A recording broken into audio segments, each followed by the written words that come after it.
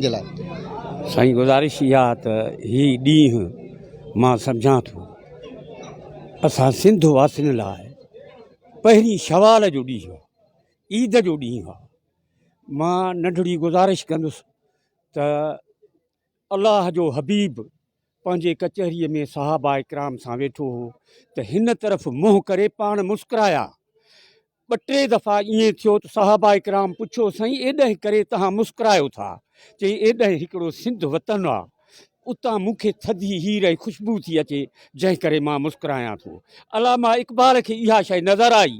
हुन चयो मीरे अरब को आई ठंडी हवा जहां से मेरा वतन वही है, मेरा वतन वही है। हे उहो सिंध वतन आहे मुंहिंजा साईं, तव्हांखे मां मुबारकबाद ॾींदुसि। हिन नंढड़नि खे जेको असांजो फ्यूचर आहे, मां नंढड़ो हिकिड़ो दोहो चयो आहे, सिंध जे सांघीअड़नि ऐं झांगीअड़नि सां जे तमड़िया कनि तकरार तन वेरिन खे ईअं वढणो आहे जीअं ॿेर छांगे बकरार।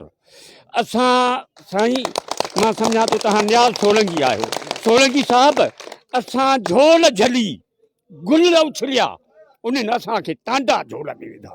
उन्हनि असांखे साम्राज जेको आहे पंजाबी साम्राज, उन सिंध जी सकाफ़त, उन सिंध जे कल्चर, उन सिंध जी हर शइ ते जेका तंज़ ऐं तनक़ीद कई, असांखे पोइते उछलण जी कोशिशि कई।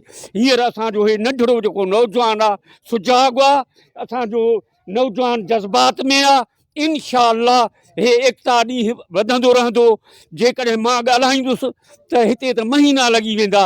मां तव्हांजो वक़्तु नथो वठां।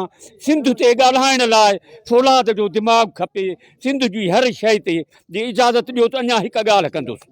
तुझा देश मुझा देश, सिंधु देश, सिंधु देश, तुझा देश मुझा देश, सिंधु देश, सिंधु देश, तुझा देश मुझा देश, सिंधु देश, सिंधु देश। सोलंगी साहब जॾहिं गवालियार ख़ानदान खां इंडिया मां मंज़ूर अली ख़ान, उस्ताद मंज़ूर अली ख़ान सिंध में आयो त हुन शाह भिटाईअ जी सरमोड़ शाइर, लासानी शाइर शाह अब्दुल लतीफ़ भिटाईअ जी वाई जिद्दत में भोपाली सुर में ॻाई त सिंध जे कंपेयर हुनखे चयो त साईं तव्हां सिंधी राग खे त अलाए काॾे करे छॾियो। हुनखे चयईं मां सिंधी राग खे जिद्दत में आंदो आहे जेका दुनिया हिनखे एप्रीशिएट कंदी। ऐं नंढड़ो मिसाल ॾियां, मूं वटि उहा सोशल मीडिया जी मोबाइल में सेव आहे। फ़तेह अली ख़ान उन जो भेणवियो, हुनखे मां वांगुरु हिकिड़ो ॾंदु बि कोन्हे। हुन ॻायो आहे 156 मुल्क कॉन्फ्रेंस में हुया उज़्बेकिस्तान में, उते हिन भोपाली राग क्लासिकल गवीए ॻायो त दुनिया जेका हैरान थी वई। अञा नंढड़ो मिसाल ॾींदुमि, मिस्री ख़ान जमाली तव्हां ॿुधो हूंदो, अलगोज़े नवाज़ साईं जॾहिं इंडोनेशिया में म्यूज़िकल कॉन्फ्रेंस थी त हिन खे ज़ुल्फ़कार अली भुट्टे साहब जो दौरु हो। चयूं कंहिंखे मोकिलियूं, कंहिं चयो ज़रीना बलोच खे मोकिलियो, किन चयो कंहिंखे मोकिलियो। हिकिड़े वज़ीर भुट्टे साहब खे चयो दुनिया जूं रक़ासाऊं हूंदियूं, ज़रीना छा उते कंदी? चयईं पोइ भला मर्द मिस्री खां जमालीअ खे मोकिलियो। हे जॾहिं वियो त पंजाब जे सफ़ीर हिन जो आदुर्भाव कयो। हिन खे चयईं छा कंदे तूं? त ॾेखारियईंसि बीन। चयईं इहे लठियूं खणी आए, हिते दुनिया जूं रक़ासाऊं हूंदियूं, म्यूज़िकल कॉन्फ्रेंस आहे, तुंहिंजी इहा छा कंदी? चई अलाह कंदो चङी कंदी। पोइ जॾहिं 8 नंबर ते ईरान खे सॾु थियो, 9 नंबर ते मिस्री ख़ान जमालीअ खे सॾु थियो। पाण हुन इंटरव्यू में चयो त मां कोहियारी जी फूक ॾिनी त अंग्रेज़ मुस्लमान उहे मुंहिंजे उन लहरे ते झूमनि पिया। जेके कॉन्फ्रेंस में जज वेठा, उन्हनि फस्ट प्राइज़ मिस्री ख़ान जमालीअ खे ॾिनो ऐं पहिरियों नंबर आयो। ऐं ता हयात सोइकारनो जेको सदर हो इंडोनेशिया जो, उन ता हयात हिनखे एरोप्लेन मुफ़्त कयो त जहाज़ जो सफ़र उन जो ख़र्च सदर सोइकारनो भरींदो।